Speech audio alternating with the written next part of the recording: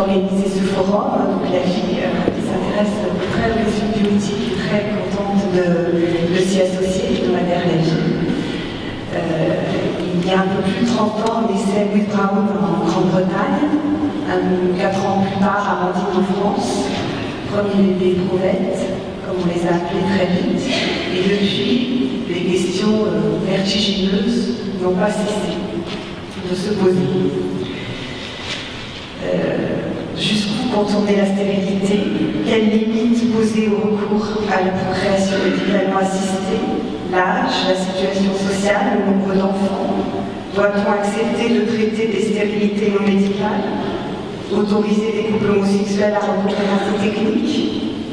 Le désir d'enfant peut-il justifier toutes les pratiques?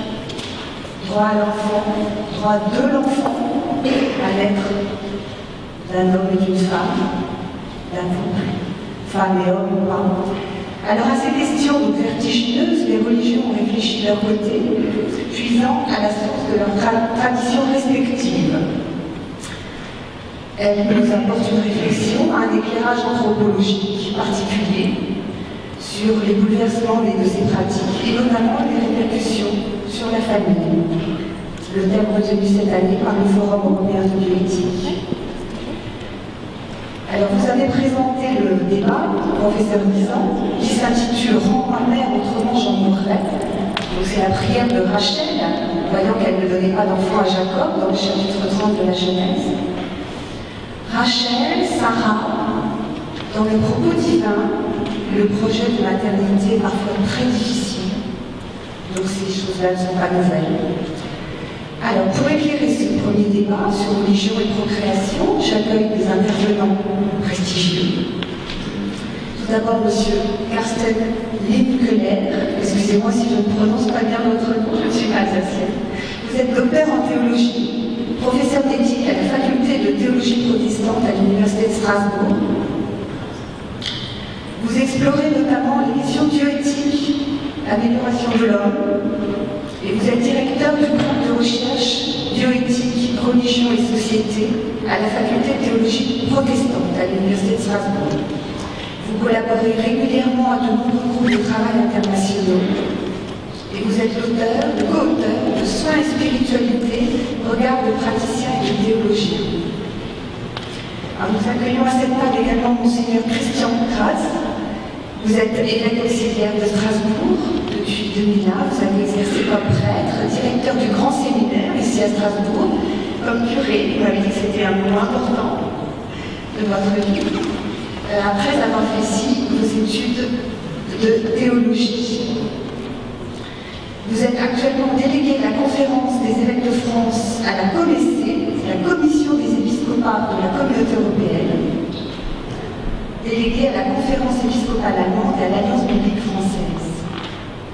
Nous accueillons également René Goodman, grand rabbin de Strasbourg et du Bas-Rhin. Vous êtes membre du conseil scientifique du Forum européen de bioéthique et représentant permanent de la conférence des rabbins européens au Conseil de l'Europe. Alors, parmi nous également, M. Olivier Regen-Warngen. Excusez-moi si je ne prononce pas correctement votre nom. Vous pratiquez le bouddhisme zen depuis 1973.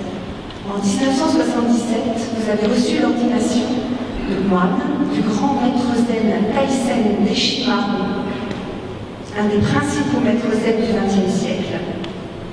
Vous êtes devenu le responsable spirituel en 1985 du centre zen de Strasbourg.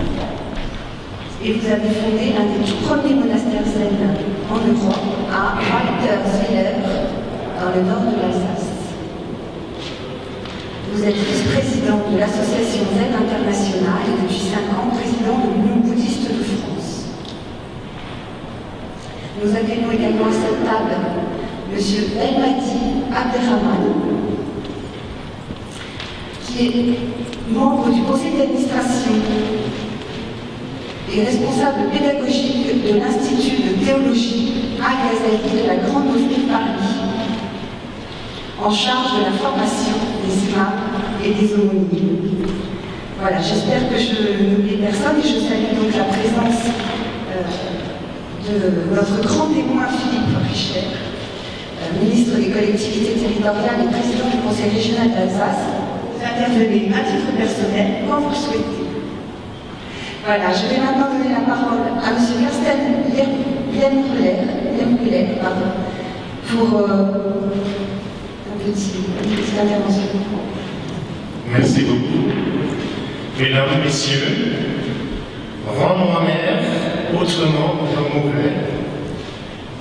Ce cri de Rachel, cité dans le titre de cette table ronde, exprime de façon touchante que la stérilité peut représenter une souffrance profonde. Et même si, dans nos sociétés modernes, le destin et la valeur d'une femme ne dépendent plus du fait d'avoir ou non des enfants, la stérilité peut toujours causer des souffrances importantes pour une femme ou pour un couple. L'exclamation de Rachel dans ce petit texte de la Genèse est suivie d'une réponse désespérée de son mari Jacob, qui dit « Suis-je donc à la place de Dieu qui t'empêche d'être féconde ?» Ce petit dialogue nous renvoie au noyau du problème que nous discutons ici aujourd'hui, dans la perspective des grandes religions. L'homme de l'Antiquité n'avait pas de moyens médicaux pour remédier à une stérilité. Pour lui, la réussite de la procréation était en effet dans les mains de Dieu. Et personne, bien sûr, ne pouvait se mettre à la place de Dieu. Nous avons aujourd'hui des techniques de procréation médicalement assistée qui peuvent, dans beaucoup de cas, surmonter la stérilité d'un couple et permettre une grossesse. Faut-il en conclure que nous avons pris la place de Dieu? Sommes-nous en train de jouer Dieu, comme disent les Anglais, playing God, et dépassons-nous par cela notre condition humaine? S'agit-il peut-être même de la fameuse hubris, cet orgueil, la démesure des humains déjà critiqués dans la tragédie grecque? Ces questions nécessitent sans doute une réflexion mesurée et équilibrée.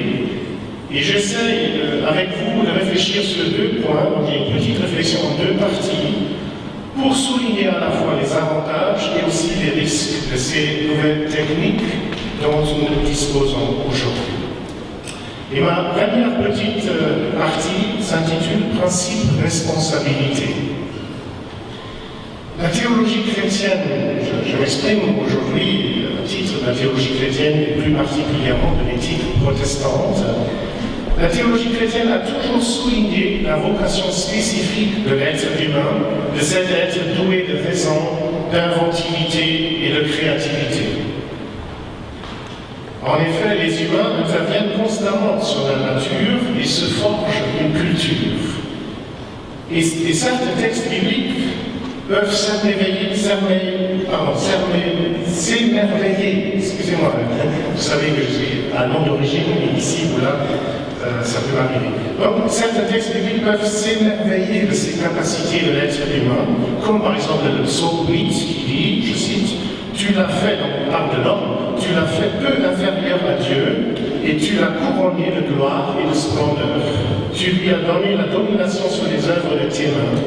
Tu as tout mis sous ses pieds. » Et donc, dans cette perspective, les avancées sur le plan de la médecine et plus généralement sur le plan de la technique peuvent être considérées dans l'éthique chrétienne comme des réalisations concrètes de ces capacités humaines, comme une manière concrète d'assumer la vocation humaine. Et les nouvelles techniques impliquent également, bien sûr, de nouvelles possibilités d'agir, inconnues jusqu'à présent.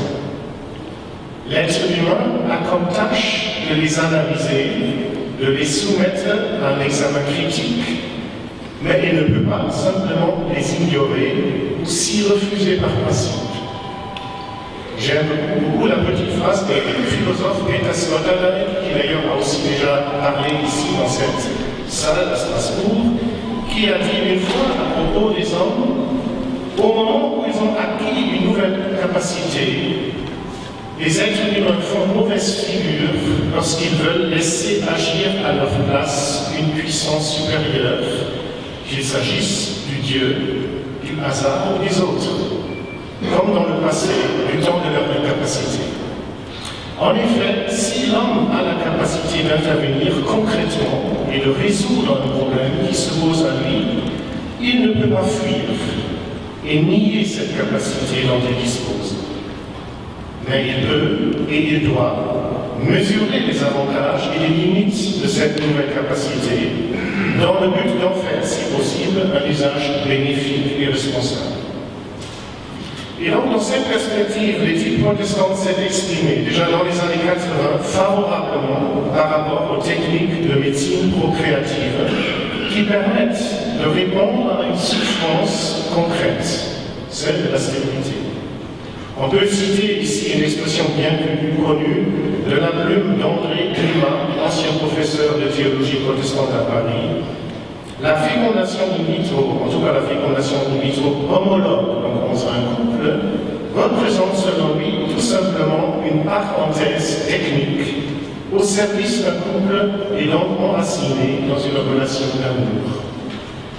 Et aussi un des derniers textes de la Fédération protestante de France, publié en 2009, lors du débat concernant la révision des lois de bioéthique, souligne également l'assistance médicale à la procréation est un progrès qui a permis à de nombreux couples de surmonter leur infertilité. J'aimerais donc retenir premièrement que ces avancées de la procréation médicalement assistée peuvent être comprises comme le résultat de cette inventivité de l'être humain dans le but de faire face à une souffrance humaine concrète. Mais malheureusement, les avancées techniques ont toujours un caractère ambivalent. La nouvelle liberté, c'est-à-dire pouvoir surmonter la stérilité, implique, et d'ailleurs de façon inévitable, de nouveaux problèmes éthiques, également inconnus jusqu'à présent. Et il me semble qu'il nous faut nommer ces problèmes, les analyser et en discuter ensemble. Et j'en arrive à ma deuxième petite partie que j'ai intitulée « Risques et limites ». Et je cite trois problèmes concrets dont il faut discuter. Ce n'est pas une liste exhaustive, bien évidemment. Un problème majeur concerne le fait que nous créons, lors d'un essai de procréation médicalement assistée, des soi-disant embryons surnuméraires. Que faire de ces dizaines de milliers d'embryons stockés dans différents centres médicaux dans notre pays? Il s'agit d'un problème grave, car un embryon humain ne peut pas être chosifié et utilisé comme du simple matériel biologique. C'est la raison pour laquelle les protestants ont proposé, lors du grand débat qui a eu lieu l'année dernière, une restriction d'embryons créés lors de chaque essai de procréation. Les protestants ont même encouragé les couples ayant recours à cette technique de demander à ce que l'on ne crée que le nombre d'embryons susceptibles d'être transférés. La nouvelle loi de bioéthique ne va pas jusque-là, certes, mais elle stipule quand même que le nombre d'embryons, je cite, est limité à ce qui est strictement nécessaire à la réussite de l'assistance médicale à la procréation. Il me semble que cette formule est un peu floue, mais ça va quand même dans une direction souhaitée aussi par ces textes des protestants. Un deuxième grand problème concerne le don de gamètes. Le protestantisme n'a jamais formulé une règle claire se constamment. Pour beaucoup, il n'y a pas ici de problème particulier, étant donné que la parentalité est considérée dans la théologie protestante souvent comme une réalité relationnelle et symbolique, et que l'aspect biologique de la filiation est considéré comme étant secondaire. D'autres protestants, et j'en fais partie, sont ici plus réservés, stipulant qu'il ne faut pas sous-estimer l'aspect corporel de l'existence humaine. Le don de gamètes crée d'une part un déséquilibre à l'intérieur du couple. Les deux sont les parents sociaux du futur enfant, mais un des deux seulement est également son géniteur.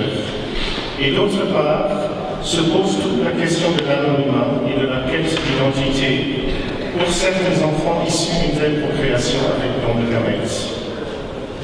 De façon générale, c'est l'intérêt de l'enfant à naître qu'il faut placer au premier rang.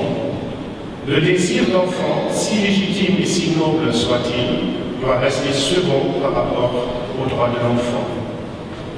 J'en arrive à un dernier problème que j'aimerais citer ici, et qui concerne le fait que nos nouvelles techniques permettent également une sélection. Le désir de l'enfant, présent dans cette exclamation de Rachel, se précise davantage aujourd'hui et devient le désir de l'enfant en bonne santé. Nous disposons aujourd'hui non seulement des techniques de fécondation in vitro, mais aussi des techniques de diagnostic prénatal et pré-implantatoire. Face à ces techniques qui permettent une sélection, une nouvelle question émerge. Avons-nous le droit de sélectionner parmi différentes vies humaines?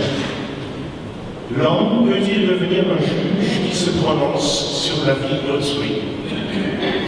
Et il me semble qu'on ne peut pas ne pas voir que les couples, mais aussi les médecins et les équipes médicales se voient ici face à une responsabilité quasi divine et donc quasi insupportable. Et on peut légitimement se demander si une telle responsabilité relève encore de la condition humaine. La petite phrase de Jacob que j'ai citée, « Suis-je donc à la place de Dieu ?», reçoit ici un goût amer, car il me semble que personne ne souhaite vraiment être ici à la place d'une instance divine. Mais pouvons-nous y échapper? Le dernier texte de la Fédération protestante de France traite entre autres ce problème que j'aimerais le citer. La théologie protestante a toujours souligné que la valeur de l'être humain ne dépend en rien des critères extérieurs, mais uniquement de son acceptation par l'amour divin. Vu sous cet angle, la sélection parmi les vies humaines et en fonction de critères empiriques et quantitatifs ne saurait aller de soi. D'autant que le regard social est de plus en plus intolérant au handicap. Ce regard limite la liberté des parents dans leur choix. Néanmoins, on ne saurait contraindre les parents à assumer une charge qui pourrait se révéler au-delà de leurs forces. Ce petit texte de la Fédération protestante essaie de tenir ensemble, d'une part, l'affirmation que la sélection des vies humaines représente une transgression pour l'éthique chrétienne, et d'autre part, le constat que la vie peut nous mener dans des cas extrêmes et qu'il faut aussi être à côté de ceux qui se voient incapables d'accueillir au sein de leur famille une vie gravement handicapée. Il me semble toutefois que cette dernière affirmation ne devrait concerner que des cas exceptionnels et que la première parole de l'éthique chrétienne sera toujours l'invitation à l'accueil de l'autre qui est humain comme moi-même. J'en arrive à ma conclusion. Rends-moi moi-même autrement, j'en pourrais. Cette petite phrase de Rachel nous incite à penser les techniques de médecine procréative de façon responsable. D'une part, nous pouvons y découvrir cette inventivité et la vocation humaine à faire face à des problèmes concrets. D'autre part, il faut quand même souligner que la réalisation de nos désirs ne peut pas devenir une valeur absolue et qu'une telle idéologie de la faisabilité pourrait s'avérer néfaste. Il se peut que l'acceptation de notre finitude, aussi en ce qui concerne la procréation, puisse au contraire avoir ici des effets libérateurs. Je vous remercie pour votre attention. Vous donnez le point de vue musulman sur ces techniques. Merci. Merci beaucoup. Mesdames, Mesdemoiselles, Messieurs, bonsoir. Tout d'abord, normalement, c'est le directeur de l'Institut Razali de la Grande Mosquée de Paris qui devrait intervenir. Et comme on a eu un décès à l'inscription du directeur des ressources humaines du décédé, donc il était dans l'obligation de voyager avec le défunt pour aller l'enterrer en Algérie. Du coup, donc, je le remplace. Moi, je suis responsable pédagogique de l'Institut. C'est un sujet, je je ne suis pas spécialiste en la matière, mais quand on s'intéresse à la mosquée, à ce sujet-là, ça fait 2 ans qu'on a même, la biotique, on a même introduit cette matière pertinente et importante pour la formation de nos imams.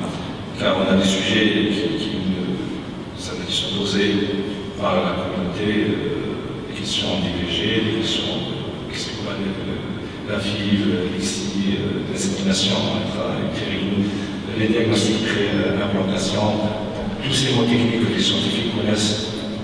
Bon, je ne connais pas beaucoup de choses, mais avec le recteur de la mosquée de Paris qui est médecin, qui maîtrise très bien la matière, on a pu dégager un document important, peut-être qu'il sera publié plus tard avec les responsables de ce forum, dont nous remercions infiniment et que Jules Sedeki a tenu à remercier pour cette initiative.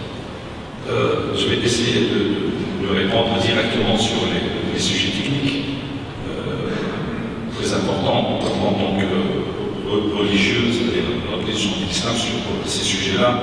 Je laisserai bien sûr à nos amis scientifiques de répondre sur les questions scientifiques, ce n'est pas de notre vote. Donc les causes de la stérilité masculine, les causes de la stérilité féminine, ce n'est pas la nôtre. La stérilité est-elle considérée comme une maladie ou non par l'islam? Évidemment. La stérilité du couple considérée comme une forme de défaut de santé à rappeler au sujet atteint. La nécessité des soins en cas de maladie ou de déficit récurrent à la médecine comme devoir pour l'islam. Il y a une parole prophétique. Le prophète a dit: Dieu n'a pas fait descendre sur terre une maladie sans avoir fait descendre en même temps son remède. Notre responsabilité en tant qu'être humain, c'est de trouver les remèdes à toutes les maladies. Parce qu'elles n'existent pas toutes les remèdes à toutes ces maladies, parce que le remède existe, c'est l'effort scientifique qui devrait agir. Quelle est notre position vis-à-vis de la procréation médicalement assistée? L'islam ne s'oppose pas à la procréation médicalement assistée, à condition que les 2 gamètes mises en présence soient d'origine strictement ceux du père et de la mère, c'est-à-dire du couple légitime, sans aucune interférence de gamètes extra-conjugales, c'est-à-dire ni insémination par don anonyme, ni don d'avocyte, ni grossesse pour autrui, sous peine de péché d'adultère. C'est notre position. L'islam protège le patrimoine génétique du couple, légitime capable de transmettre la filiation, la religion, une vie sociale réglée et la morale. L'islam estime que toute procréation procède de la volonté de Dieu et qu'il s'agit d'un processus créatif guidé. Le Coran sur ces questions-là est clair. J'ai choisi quelques versets. Glorifie le nom de mon Seigneur très haut qui a créé, qui a déterminé, guidé la vie, c'est-à-dire la vie qui est possédée d'un souffle vital, protégé, unique. Je dis dans un autre verset: craignez votre Seigneur qui vous a créé d'un seul souffle. D'autres versets: c'est Dieu qui donne la vie, c'est Dieu qui la retire. Ne porte pas atteinte à la vie que Dieu a rendue sacrée.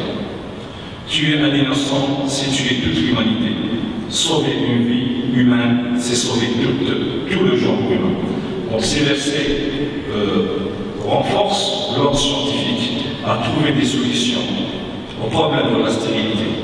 Mais nous pensons et nous suggérons que le scientifique reste toujours à côté des hommes de religion, à côté de l'éthique, de la bioéthique, afin qu'il n'y ait pas de dérapage. Donc, de ces faits, l'islam insiste sur la vie sacrée, la dignité humaine inviolable en toutes circonstances, la non-discrimination sur des critères génétiques, la nécessité d'assurer au développement embryonnaire son évolution naturelle. Dans l'islam, seul Dieu crée la vie humaine. Alors, la question de l'âme, une question a été posée au prophète, c'est qu'est-ce que c'est qu'un âme? La réponse était claire. C'est une question qui nous dépasse. Vous n'avez pas la science nécessaire pour comprendre qu'est-ce que c'est qu'un âme. Ce mystère reste aujourd'hui une question posée à toute l'humanité dans ses différentes religions et scientifiques. La vie de l'homme est identifiée dans un être corporel doué d'esprit et de liberté. Dans l'islam, c'est l'âme, qui caractérise l'existence de la personne. Cette âme L'âme est soufflée au bout d'un processus nettement décrit dans le Coran. Il est dit dans le Coran, verset 12 de la sourate 23, nous avons créé l'homme d'un excès d'argile, nous nous en fîmes une goutte de sperme, déposée dans un réceptacle sûr, puis avons formé de cette goutte une adhérence, puis avons fait une masse grumeilleuse, puis de cette masse avons fait des os, des muscles. Ensuite, nous l'avons transformé en une toute autre création. Dieu est le meilleur des créateurs. Le droit islamique estime qu'au bout de 4 phases de 30 jours est insufflé l'esprit, le roux, dans l'embryon, c'est-à-dire à partir de 120 jours. Un grand débat a été ouvert entre les juristes musulmans, c'est-à-dire a-t-on le droit d'exercer, c'est-à-dire l'IVG du moment où l'âme n'a pas été soufflée ou non, ou bien il est considéré comme être humain même avant qu'il y ait un. C'est un grand débat. Dans un autre verset, il est dit, indique que cette embryogenèse s'est faite par phase de création successive. La question de la fécondation du métro résulte réellement de la mise en contact d'une éprouvette des spermatozoïdes avec des ovocytes obtenus par simulation ovarienne, la culture dure de 1 à 3 jours dans des milieux spécifiques à 37 degrés par an. Un de ces embryons sera transformé dans l'utérus maternel. Les embryons sédentaires seront congelés, dont résulte un problème de tri et de choix des embryons sublimés vers au destin inconnu. Pour l'islam, il faut, en cas d'absence de projet parental, les laisser mourir de mort naturelle. Bien sûr, les embryons, des fois, quand un couple, c'est-à-dire dans l'obligation, c'est-à-dire de faire une fécondation in vitro, on a des embryons qui sont choisis, comme on va voir avec différents diagnostics, de législation, etc. On a des embryons qui restent. Qu'est-ce qu'on fait de ces embryons-là? Une fois qu'on a utilisé, soit on va les garder, bien sûr, pour les prochains examens, mais si l'examen, c'est-à-dire a été réussi, qu'est-ce qu'on va faire de ces embryons-là? Alors l'islam, si c'est une question, il faut qu'il y ait accord des parents. Si c'est pour, c'est-à-dire former, ça va servir pour les organes, un clonage d'organes, ça c'est une nécessité que l'islam autorise. Si c'est fait pour la recherche scientifique, c'est permis, c'est même encouragé, à condition qu'il y ait satisfaction, qu'il y ait accord des parents. Au stade de blastocyste, avant l'implantation dans l'utérus maternel, peuvent se poser pour les couples à risque de diagnostic pré-implantatoire. Je laisse les scientifiques définir ces mots techniques, des pays dont les indications sont très précises afin de détecter une anomalie embryonnaire. Ultérieurement, le diagnostic prénatal pour la détection, telle que la trisomie 21, ceci peut aboutir à une interruption de grossesse. Trisomie grave, malformation létale, il faut éviter le risque eugénique. L'islam reste très restrictif en matière d'IVG et permet d'ITG l'interruption médicale en cas de risque pour la mère ou pour l'enfant. Le DPI est un énorme progrès dans la détection de malformations gravissimes incurables ou létales. Le diagnostic génétique s'effectue dès le stade de la blastomère, c'est-à-dire à dater du 3e jour de la fécondation, dès la constitution des 3 premières cellules embryonnaires. Le DPI est une assistance médicale à la procréation, c'est un acte médical strict appliqué dans le cas d'un couple à risque. Il faut bien souligner cela. Particulièrement concerné par la recherche de maladies graves, telles que la mucoviscidose, trisomie 21, cancer, maladie de Skinner, chromosome X, HTA, etc. Ces recherches à un stade précoce supposent une bonne connaissance des processus vitaux. Le DPI ne peut être utilisé à des fins de sélection, quelles qu'elles soient. L'islam fait toute sa place à la prédétermination, à la prédestination comme volonté divine. Les juristes musulmans considèrent que l'embryon n'existe en tant qu'être humain que dans le cas de la fille, qu'à partir de son implantation. C'est-à-dire dans la micro-utérine, le bébé et d'autres interventions peuvent donc avoir lieu jusqu'au 21e jour de son évolution. Les progrès de la science médicale permettent par la connaissance des processus de la fécondation de la guider très loin. d'envisager l'enfant comme on veut, et à terme d'envisager l'enfant comme on veut. Le risque de dérapage vers l'eugénisme entraîne la mise en garde formelle de l'islam, et j'imagine bien des autres religions aussi. Toute mort humaine est un décret de Dieu, bien que l'homme porte la responsabilité. Chez nous les musulmans, l'acte est acquis. C'est l'homme qui va acquérir l'acte, mais la création de l'acte, c'est Dieu qui le fait. Ces techniques sur le vivant opposent ainsi deux conceptions de la vie.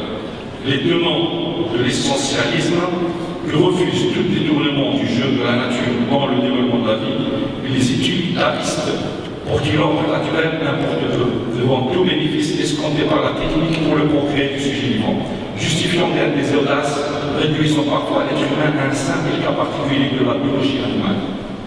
C'est cette dernière conception qui a permis de réaliser le clonage de la brebis d'Olive en 1997. Le clonage humain est interdit comme mode de reproduction asexuée depuis 1998. Il viole la dignité et l'unicité sacrée de l'être humain. En revanche, le clonage thérapeutique d'organes ne subit cet interdit ni par la biotique ni par l'islam, car il peut déboucher sur un traité. Conclusion. Le statut de l'embryon en tant que forme cellulaire en évolution et potentialité d'être humain ne peut définitivement être fixé. Nous avons vu que l'embryon n'atteint sa qualité d'humanisation qu'à l'implantation de l'œuf pour deux raisons. Parce qu'il entre en contact avec les lacs sanguins paternels. Deuxièmement, avec l'environnement introduisant cet embryon dans l'humanité. C'est seulement à ce moment qu'il atteint le statut de sacré du point de vue religieux. Le Coran dit « Nous vous avons créé d'un homme et d'une femme. Nous vous avons créé d'un homme et d'une femme. » C'est très important. Et avons fait de vous des peuples et des nations seulement afin que vous vous connaissiez les uns et les autres. La connaissance. Découvrir l'autre. Respecter l'autre.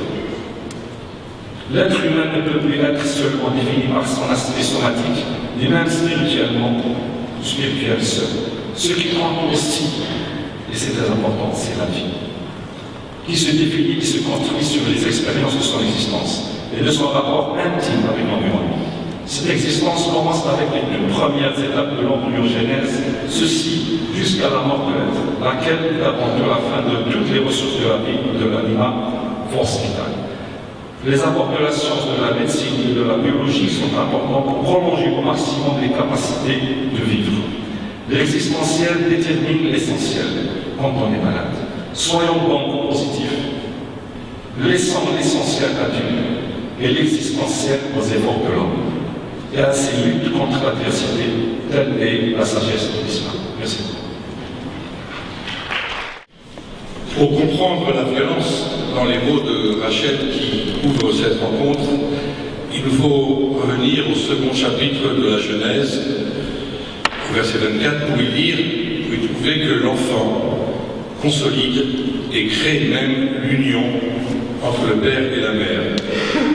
À tel point que lorsque la Torah conclut le récit de la création de l'homme, en disant « C'est pourquoi l'homme abandonnera son père et sa mère et s'unira à sa femme, et ils deviendront une même chair », les rabbins commentent à Sarefrad une même chair, à savoir l'enfant.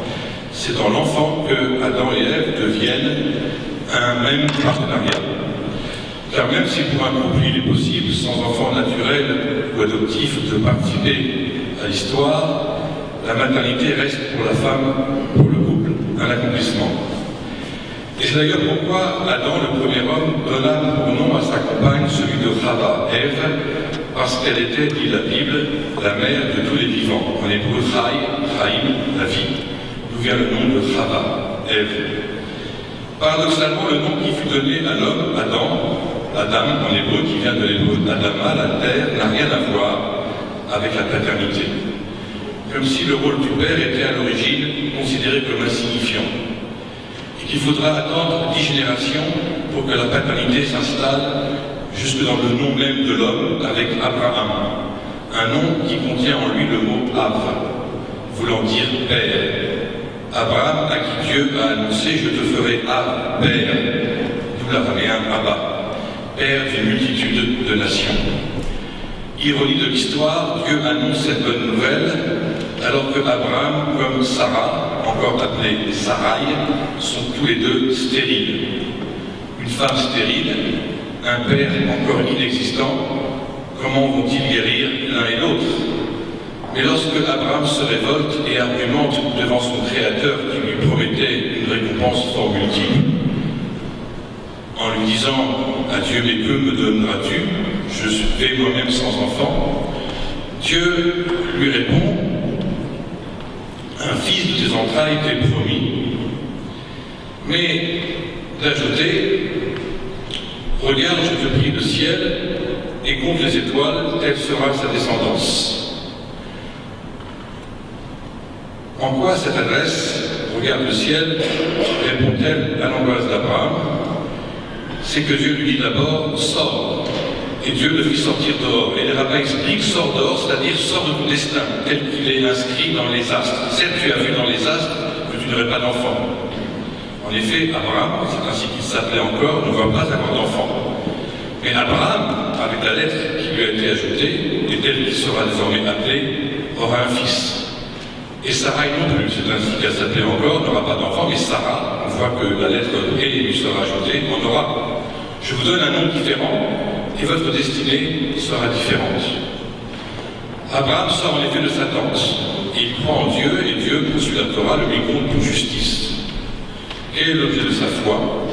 Que sa descendance sera comme les étoiles du ciel. C'est-à-dire que lorsqu'Abraham met sa confiance en Dieu, il croit aussi en lui-même, comme Père. Il croit qu'il transmettra la vie. Faire confiance à la vie en lui, voilà ce qui est également compté comme justice. Et c'est cela sortir de son destin.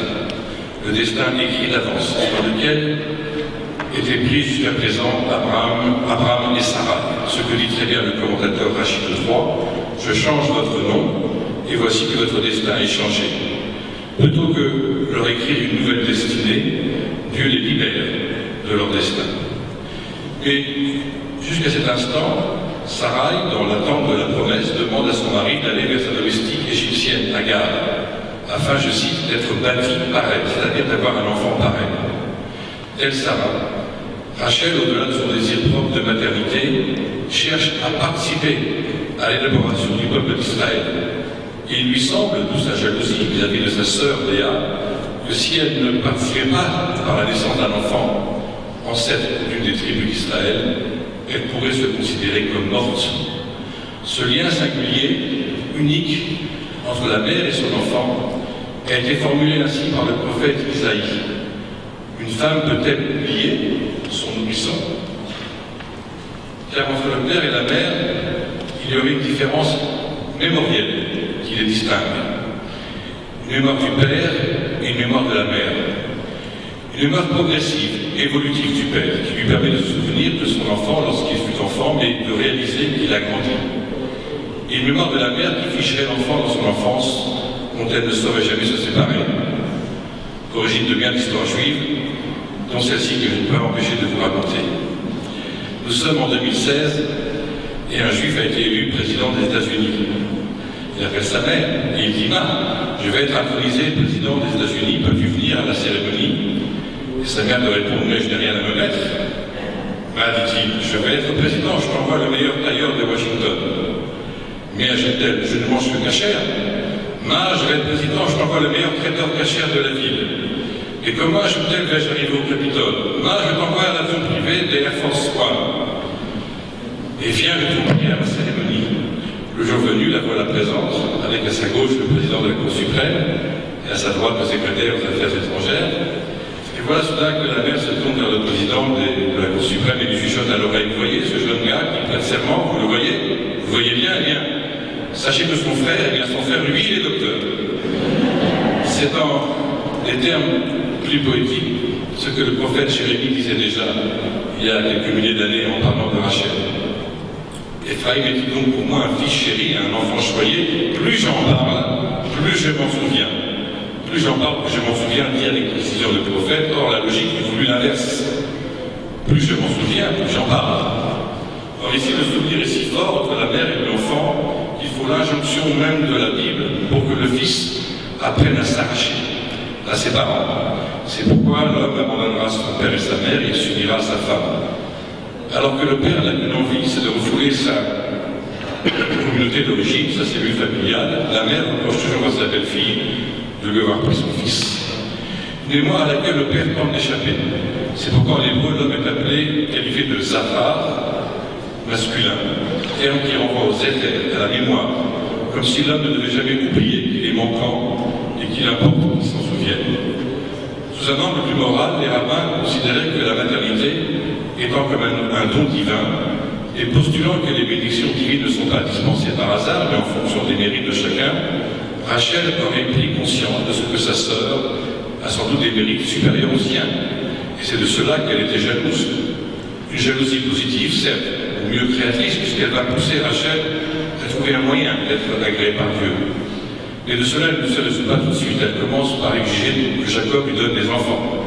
Elle s'exprime, on l'a vu, avec une grande violence. Donne-moi des enfants. Et d'ajouter, avec une admirable concision, sinon j'en mourrai. En vérité, cette apostrophe, les rabbins l'ont interprétée dans le sens de la prière. Rachel aurait voulu tout simplement rappeler à Jacob que Isaac avait déjà prié pour Rebecca, elle aussi stérile, et que celle-ci avait fini par concevoir et enfanter, comme si Dieu désirait la prière des hommes et des femmes. Pourquoi donc Jacob ne ferait-il pas comme son père et n'interviendrait-il pas en faveur de son épouse auprès de Dieu? Ton père, il faut dire les rabbins, n'a-t-il pas prié pour ta mère lorsqu'elle était elle-même stérile? C'est donc que Rachel pensait à un recours qui ne peut être que la prière. Il est vrai, nous l'avons vu, que le grand-père de Jacob, Abraham, puis son père Isaac, avait déjà connu ce problème de la stérilité, le même que celui qui obsède Rachel.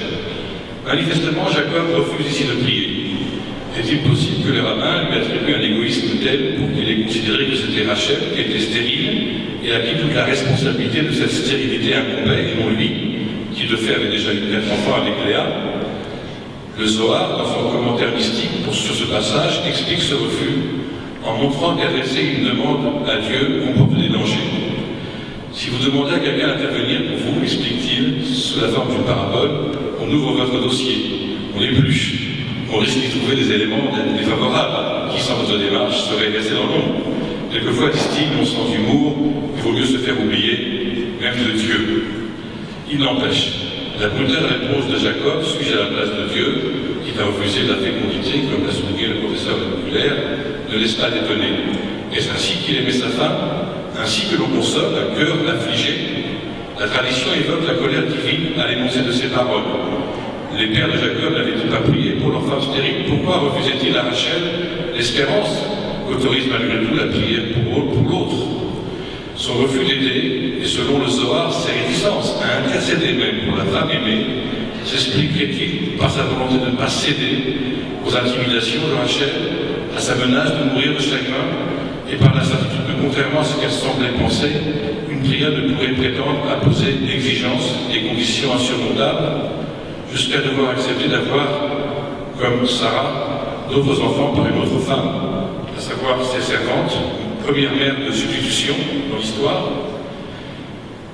Rachel, n'ayant pas d'enfant, craint qu'elle ne peut plus participer à l'histoire sainte, comme si sa vie n'avait de sens qu'à l'aune de l'histoire, comme si sa stérilité, même si elle ne l'empêchait pas de réussir sa vie, ne lui permettait cependant pas de la transformer en destin.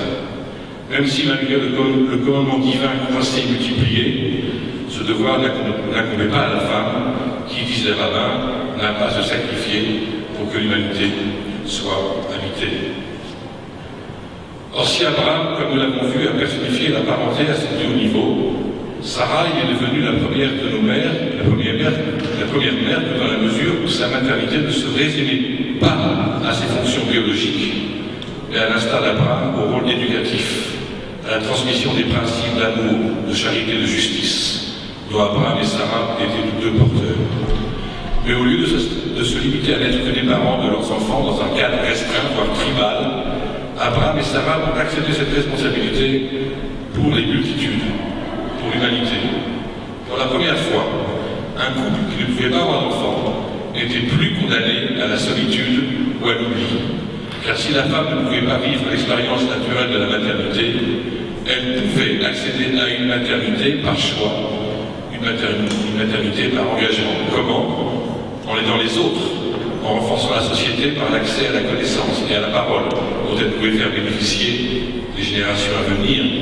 C'est la raison pour laquelle, si Rome avait institué l'adoption pour compenser l'absence d'enfants chez les parents désireux de l'avoir, la Bible, curieusement, ignore totalement cette disposition, comme si elle n'avait pas considéré nécessaire de créer une telle institution. La lettre Hé, ajoutée au nom d'Abraham et de Sarah, est venue pour symboliser l'idée exaltante qu'une parenté, une maternité, peuvent être accomplies non pas dans le cadre de la nature, voire de la science, mais à travers le biais d'une culture et d'une spiritualité qui transcende les frontières du clan familial pour s'ouvrir à l'universel. Une dimension qui nous rassemble tous ici. Je vous remercie. Bonsoir à chacune et chacun. La première chose qu'un chrétien doit faire devant les progrès de la médecine, c'est se réjouir. Nous avons vu ainsi progresser de manière spectaculaire les possibilités de guérison dans un certain nombre de maladies jadis incurables et s'améliorer de manière très importante le confort et les soins du malade. Moi-même, actuellement assez lourdement pris en charge médicalement dans le cadre d'une dialyse, je serais très mal placé pour critiquer les progrès de la médecine et revendiquer un simple abandon à la nature. Je crois profondément que l'homme obéit à sa vocation lorsqu'il explore de nouvelles possibilités techniques et améliore ainsi la vie et la survie de membres de la famille humaine. Cependant, tout n'est pas légitime et de nombreuses questions méritent d'être prises en considération. Et l'Église catholique est dans son rôle lorsqu'elle rappelle quelques grands principes d'humanité, pour précisément ne pas déshumaniser l'homme en le technicisant de sa naissance à la mort. Par ailleurs, l'Église catholique croit que la vie est un trésor fragile et qu'il convient de la protéger. Il y a d'abord à s'interroger sérieusement sur la notion de droit à l'enfant, qui souvent s'oppose au droit de l'enfant. Cette notion de droit à l'enfant appartient-elle à l'humanité dans son ensemble, à la famille, au couple ou à l'individu? On ne s'étonnera pas que dans notre société de plus en plus individualiste, l'accent soit de plus en plus mis sur un droit individuel. Pourtant, et le grand rabbin Guzman y a fait allusion, dans les siècles passés et dans de nombreuses civilisations, les enfants de la tribu étaient considérés comme appartenant d'une certaine manière à tous. Regardons la manière déconcertante dont les parents de Jésus ont relâché leur surveillance au retour du pèlerinage de Jérusalem, pensant qu'il était avec les autres enfants sous la garde des adultes de la caravane. Plus près d'eux, le désir d'enfant était assez facilement comblé dans le cadre familial. Combien d'oncles et de tantes célibataires se sont ainsi investis affectivement dans les enfants de leurs frères et sœurs, allant jusqu'à les recueillir en cas de décès des parents. Les médecins doivent-ils encourager les couples qui veulent un enfant à tout prix ou discrètement réorienter leur investissement affectif?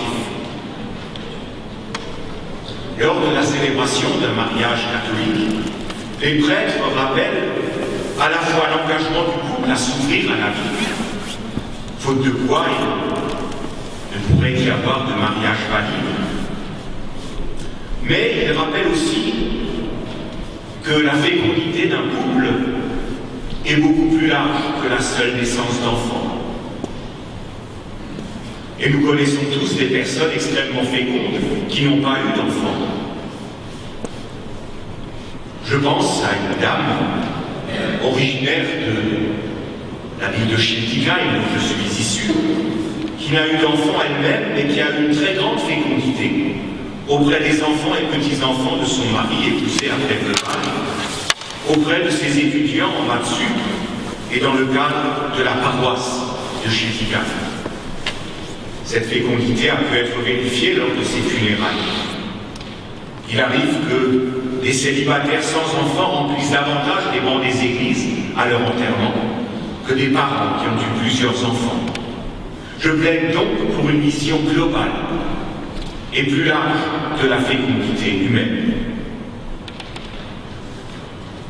Je voudrais souligner ensuite un deuxième principe, un principe de proportionnalité. Est-ce que ce désir d'enfant n'est pas un problème spécifique à nos pays riches? Et je me pose la question, mais j'accepte d'être interrogé là-dessus. Et je ne mésestime pas du tout en disant cela la souffrance que peut ressentir un couple stérile. Mais est-il légitime de consacrer des sommes fabuleuses à des recherches permettant à des couples sans enfants de procréer, alors même que la lutte contre de terribles maladies comme le cancer, le sida ou les maladies orphelines aurait sans doute besoin de ces fonds pour progresser de manière plus rapide et plus décisive? Quel sens y a-t-il à déployer des efforts considérables dans les pays riches pour satisfaire quelques couples alors que des millions de familles meurent de faim? Et ne vaudrait-il pas mieux encourager vraiment l'adoption? Mettre en lien des enfants à adopter avec des couples stériles? C'est une question. Troisième réflexion autour des dons de gamètes. Ce don de gamètes peut paraître séduisant, mais il est porteur de bien des ambiguïtés. À l'inverse précisément de la procréation naturelle et de l'adoption. Dans ces deux systèmes traditionnels, les éléments sont clairement définis. Dans le cas de la procréation naturelle, l'enfant est biologiquement dépendant des gamètes de ses parents. Dans le cas de l'adoption, on peut clairement expliquer à l'enfant qu'il a reçu pleinement l'amour de ses parents adoptifs, tout en restant attaché à des origines ethniques et géographiques qu'il aura le droit de découvrir, s'il le souhaite, plus tard dans sa vie. Dans les deux cas, il s'agit d'un discours de vérité. Il en va un peu autrement dans le cas de don de gamètes, où j'apprends, en regardant sur le site internet de la faculté de médecine du centre hospitalier universitaire de Toulouse, sur la page don de gamètes et d'embryons, donc il est expliqué que les médecins essayent d'apparier le plus possible donneurs et receveurs, je cite, sur la couleur de la peau, des cheveux, des yeux, ainsi que sur le groupe sanguin. N'y a-t-il pas la tromperie en faisant croire à un couple que l'enfant issu du don est génétiquement issu de lui, alors qu'il ne l'est pas? Et là, on frôle, pour ne pas dire plus, un risque important d'eugénisme. L'Église catholique ne peut pas non plus admettre le discours qui consiste à dire que les couples donneurs ne donneraient que des cellules. Là aussi, je cite le centre hospitalier universitaire de Toulouse, où il est dit, je cite, « Les couples donneurs ne donnent que des cellules qui vont permettre aux receveurs d'être parents. » Nous ne pensons pas que les couples donneurs ne donnent que des cellules, car dans ces cellules, il y a le don précieux de la vie. On peut certes reprocher au discours de l'Église catholique d'être parfois dur, en refusant des possibilités que la technique actuelle permet. Mais on ne peut pas lui reprocher d'être incohérent. La vie ne se défend pas en la coupant en tranches. Elle ne se défend pas farouchement dans un de ses aspects pendant qu'on en néglige un autre. Et permettez-moi une question qui est lourde de souffrance pour moi. Est-il cohérent pour une société de laisser pratiquer des centaines de milliers d'avortements dans l'indifférence, 200 000 en France, et de l'autre, de développer des techniques très complexes et coûteuses pour faire naître quelques enfants? Et je ne parle pas du clonage sur lequel la plupart d'entre nous seront sans doute plus facilement d'accord. Le droit à l'enfant est devenu tellement individuel avec le refus de cette loi naturelle si essentielle qui veut que l'enfant dépende toujours à 50% d'un autre parent. L'enfant est donc à la fois moi et pas moi, moi-même et un autre. Le rêve du clonage est de faire naître un enfant qui dépende à 100% de moi. Et comment la distance va-t-elle s'établir entre l'enfant et ce parent étouffant qui lui jette sans cesse, que ce soit en silence ou en parole, à la figure « tu es moi ». En conclusion, je voudrais rappeler que l'Église catholique est dans son rôle lorsqu'elle met en garde la science contre les dérapages techniques qui ne sont pas toujours maîtrisables. Tout ce qui est possible, techniquement, scientifiquement, n'est sans doute pas toujours souhaitable. Ensuite, l'Église est cohérente avec son message de vie lorsqu'elle en appelle à une fécondité totale, au-delà de la naissance des enfants. Mais elle comprend et veut accompagner la tristesse et la souffrance des couples en manque d'enfants. Mais elle leur propose de multiples manières de surmonter cette épreuve, et en particulier l'adoption. Mais elle ne condamne pas pour autant les couples qui s'engagent dans ce que j'appelle des parcours du combattant, souvent éprouvants, pour mettre des enfants au monde. Mais elle est dans son rôle d'éveiller aux problèmes qui risquent d'advenir. L'Église s'oppose aussi aux lois qui voudraient libéraliser totalement les dons de gamètes et d'embryons au nom d'une science triomphant en dehors de toute conscience. En faisant cela, elle ne veut pas régenter la société, comme cela peut être le cas à d'autres époques. Elle veut entrer en dialogue avec tous les membres de la société qui s'interrogent, car elle a conscience, nous avons tous conscience que devant ces questions qui nous dépassent, qui ouvrent des horizons incroyables, il nous faut tous faire preuve de beaucoup d'humilité. Nous voulons entrer en dialogue avec la société. Et c'est pour cela que les évêques de France ont engagé une vaste consultation avec les hommes politiques et avec les scientifiques au moment où la France révisait ses lois de bioéthique. Nous voulons être un partenaire parmi d'autres et faire entendre notre voix dans ces débats complexes. Quoi qu'il en soit, nous voulons toujours agir au nom de la vie, mais aussi de l'amour. Car plus une société déconnecte la vie de l'amour, plus elle s'expose à perdre son âme. Merci.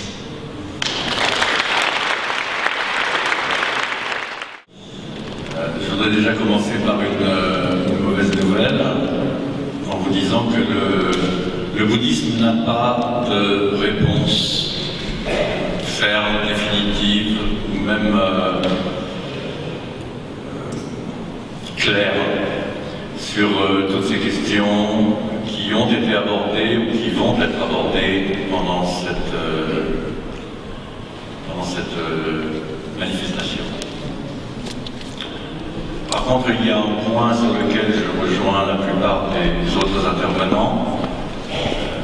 Je ne peux pas prendre en référence la Genèse, mais il y a un point sur lequel nous rejoignons tous, je pense, c'est un des enseignements essentiels du Bouddha, à savoir de respecter et de protéger la vie. Il me semble que tout ce à quoi nous assistons aujourd'hui n'est finalement que le signe de l'évolution de l'être humain au cours de ces derniers siècles. Que ce soit dans sa relation avec la nature, que ce soit dans ses inventions, aux conséquences insoupçonnables, comme par exemple le nucléaire, et que ce soit dans tous ces progrès scientifiques d'une façon générale, et tout particulièrement tout ce qui touche à la procréation assistée, et de ce pouvoir dont il dispose de créativité en essayant d'arriver à apaiser les souffrances de certaines personnes. Cette évolution, que je rappelle encore, qui est assez naturelle, puisque tout est en constante évolution dans cet univers, qui est créé par l'être humain et par le cerveau de l'être humain, par sa créativité, son intelligence, entraîne évidemment tout un tas de questions qu'il crée lui-même.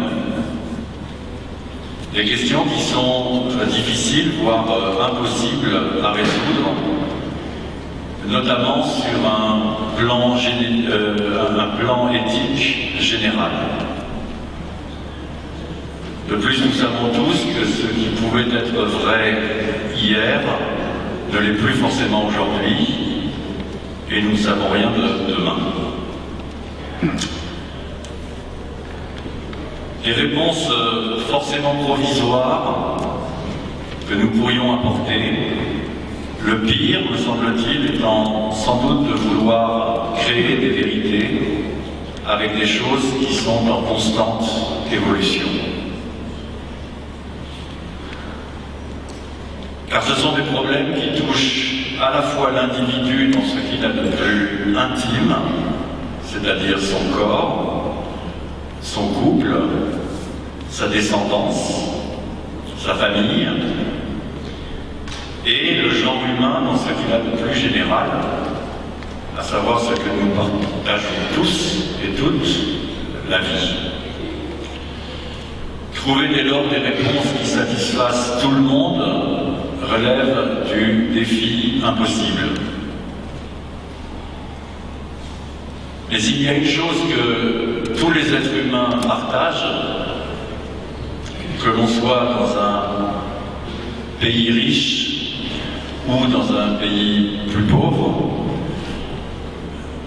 et de ce point de vue-là, le désir d'enfant, je pense, est au moins aussi prégnant dans les sociétés et les cultures asiatiques qu'il peut l'être ici dans nos sociétés occidentales.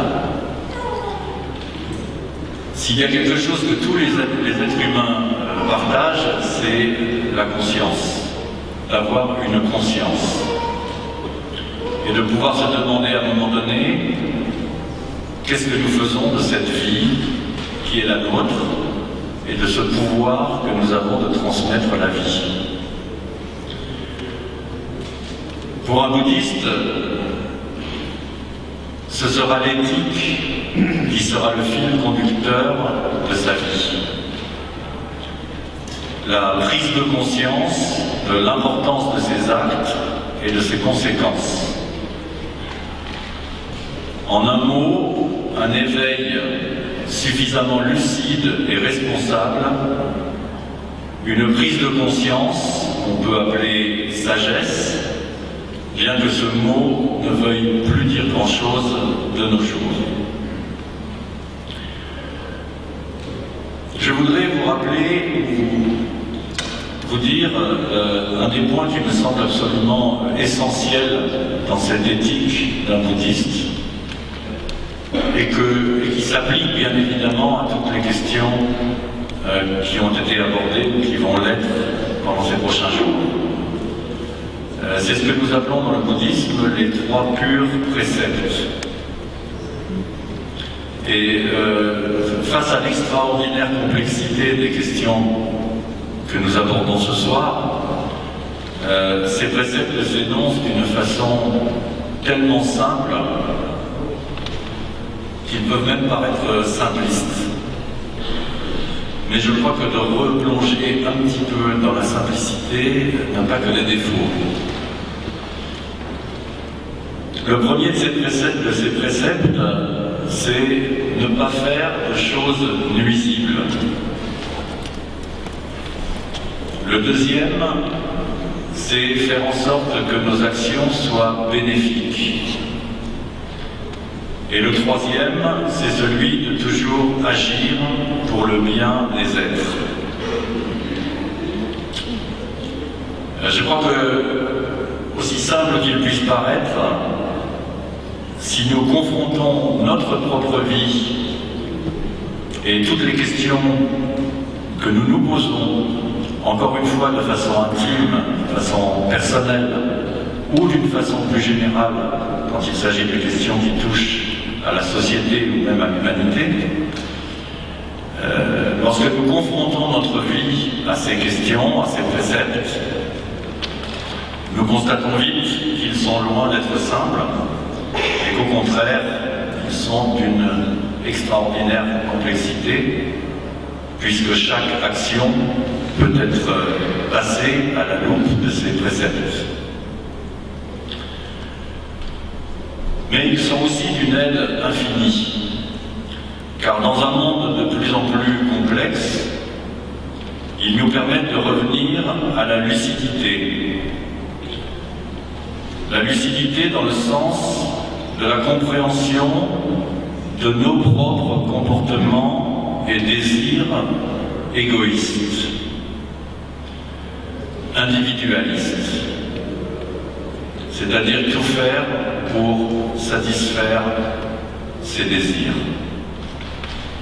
Cela a été évoqué précédemment par les autres intervenants. Je crois que cette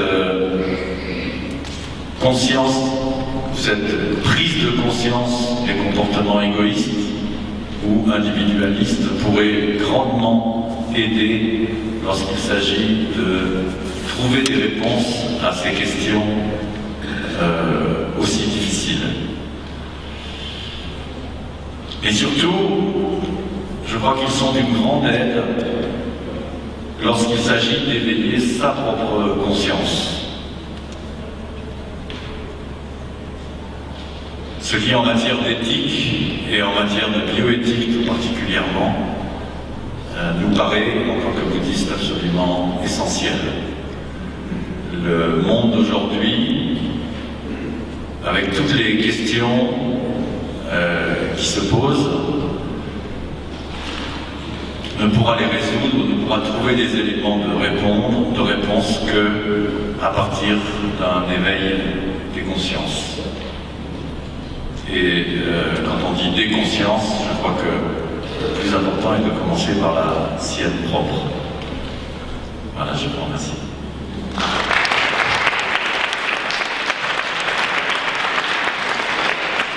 Je vais maintenant donner la parole à M. Philippe Richet. Vous êtes notre grand témoin, vous êtes un petit peu aussi le représentant de la République au milieu de tous ces intervenants religieux. Voilà, je vous donne la parole. Merci.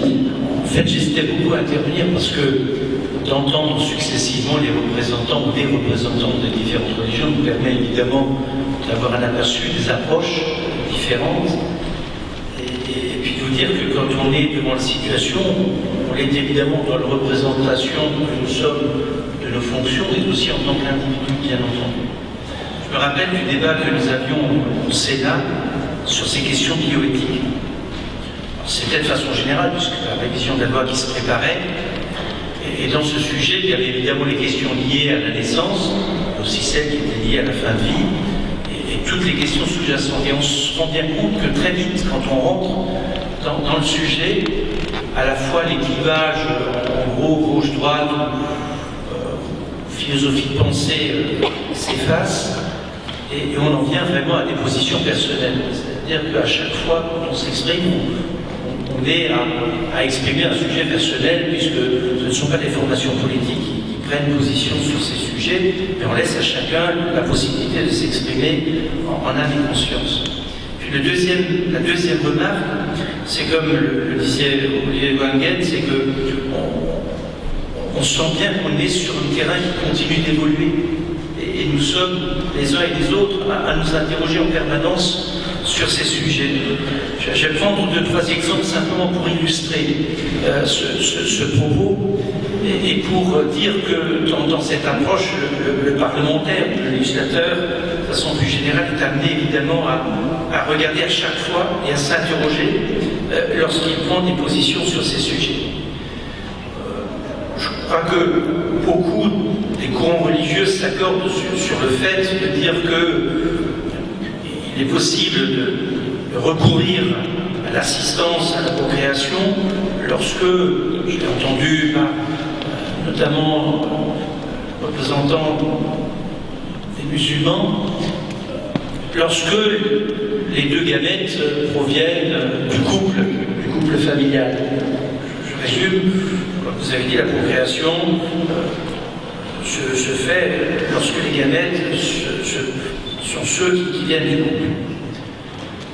Sauf que, et le représentant de l'Église protestante l'a dit, c'est que cette technique est une technique qui a d'autres conséquences, à savoir notamment, en particulier en France, la création d'un nombre d'embryons surnuméraires importants. Aujourd'hui, entre 100 et 200 000 embryons qui sont ainsi congelés. Donc la question se pose de ce qu'on en fait. Vous disiez tout à l'heure que l'idée, c'est de les laisser mourir de façon naturelle. C'est clair que si ces embryons qui sont congelés, certes, au tout début de leur formation, on ne leur apporte plus les conditions de survie, ces embryons vont mourir. Donc la question se pose de la responsabilité de la création de ces embryons.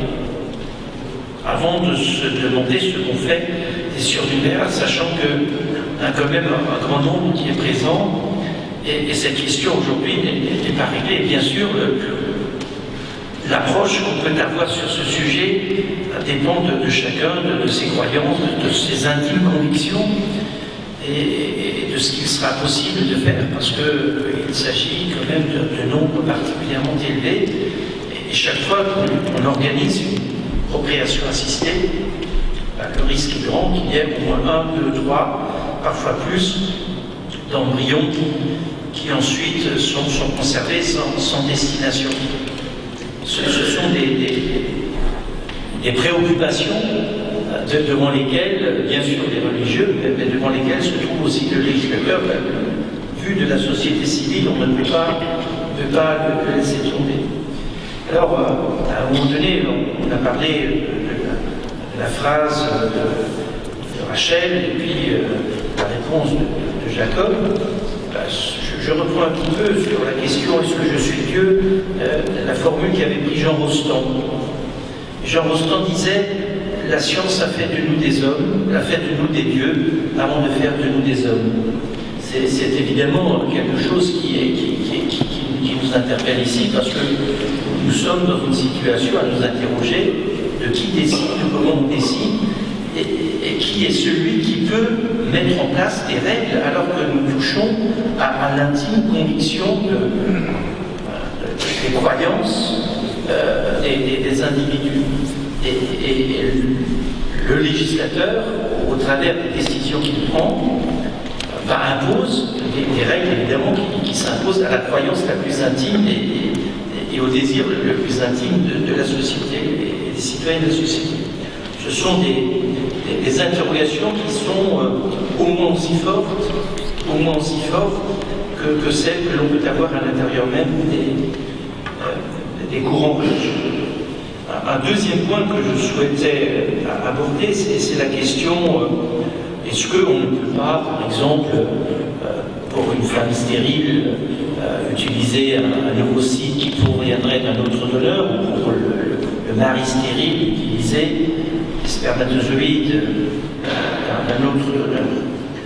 On a entendu plusieurs fois la réaction des courants religieux pour dire que c'est d'abord le couple qui compte, et même si la notion d'être père et mère, d'être parent, n'est pas qu'une question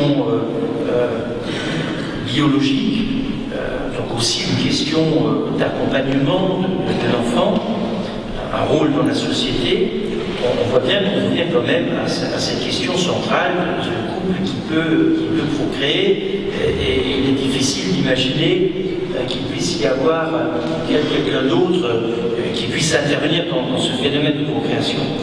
Bon, je voudrais insister là-dessus en disant qu'on a eu ces débats lorsqu'il a été question de mettre en place la vérification de l'ADN, notamment des immigrés. Et la question qui revient tout de suite, mais quand est-ce qu'on appartient à une famille et le débat a montré qu'il y a dans notre société beaucoup plus d'enfants qui viennent de relations illégitimes qu'on imagine. Dans la définition qu'on donne en disant les enfants, c'est l'enfant qui est né d'un couple de parents. En réalité, ça veut dire qu'il y a beaucoup d'enfants qui ne sont pas nés de couples légitimes tels qu'ils se définissent. Donc moi j'ai beaucoup de mal à considérer que l'enfant c'est uniquement celui qui est le fruit de l'union des gamètes qui proviennent de ses parents, entre guillemets, unis par les liens du mariage ou toute autre forme de relation. On sait très bien que dans la réalité, y compris dans notre société, les naissances sont nombreuses qui ne viennent pas simplement de ce lien entre deux personnes définies à l'intérieur d'un couple. D'où l'interrogation que je peux avoir à partir de là. Est-ce qu'il n'est pas admissible, je parle de moi, Philippe Pécher, on ne peut pas admettre le principe que un don d'un gamète, de gamètes en dehors du couple, s'il permet d'avoir un enfant, s'il permet de concevoir un enfant, est-ce que ce n'est pas quelque chose que nous pouvons accepter? Et donc, à titre personnel, j'avoue que je suis, lorsque le couple a fait cette démarche pour accepter une procréation assistée par l'entremise d'un ovocyte ou par l'entremise de spermatozoïde qui vient en dehors du couple, j'avoue qu'à titre personnel, j'accepte ce principe parce que je regarde simplement de ce qui se passe déjà dans la vie et très, très fréquemment dans la vie. Pour autant, il reste encore, à mon sens, en tout cas deux questions sur lesquelles je suis particulièrement réticent. C'est la première question du choix que l'on peut faire par rapport à ceux à qui on décide de donner une chance de vivre et ceux à qui on ne donne pas la chance de pouvoir vivre.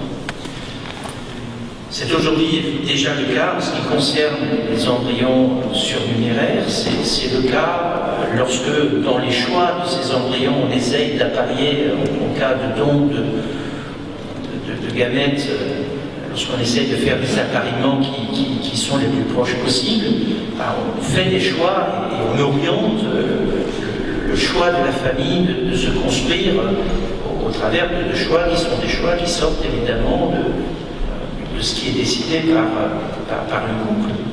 Et il est évident que progressivement, les dérives qui peuvent apparaître ici peuvent être graves de conséquences. J'indiquais le nombre de ces embryons surnuméraires. On imagine demain ce qui se passe. Aujourd'hui, on fait le test de grossesse. On vérifie s'il n'y a pas auprès de l'embryon de risque majeur, probabilité forte d'avoir un enfant mal formé. Demain, ces tests peuvent aller beaucoup plus loin que simplement les choix qui concernent aujourd'hui des malformations, des handicaps graves. Et ces choix qui peuvent aller plus loin, qui peuvent aller jusqu'à choisir en fonction simplement du sexe de l'enfant, de caractéristiques que l'on peut essayer de prédéfinir. Donc nous voyons bien que nous avons là toute une dérive possible que nous devons essayer d'encadrer pour arrêter, pour stopper au plus tôt un engrenage dans lequel nous risquons de nous trouver, notamment du fait de l'évolution des techniques qui peuvent s'appliquer à ces choix. Et puis un autre domaine dans lequel nous restons évidemment particulièrement attentifs, qui est tout ce qui concerne les questions de clonage ou de reproduction, alors d'un côté d'embryons ou de tissus.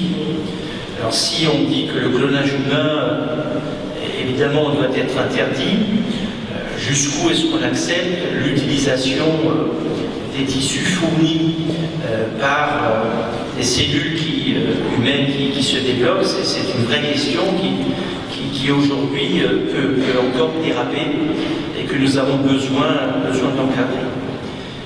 Voilà ce que je voulais dire là-dessus. Vous aurez compris que je n'ai pas de certitude définie sur la durée. Tout ce que je constate, comme le disait Olivier Boinguet tout à l'heure, c'est que je pense que nous devons régulièrement faire l'examen de conscience, avoir des échanges, y compris comme vous le faites ici aujourd'hui, pour ouvrir cette séance avec les autorités religieuses et avec ceux qui portent des philosophies de vie,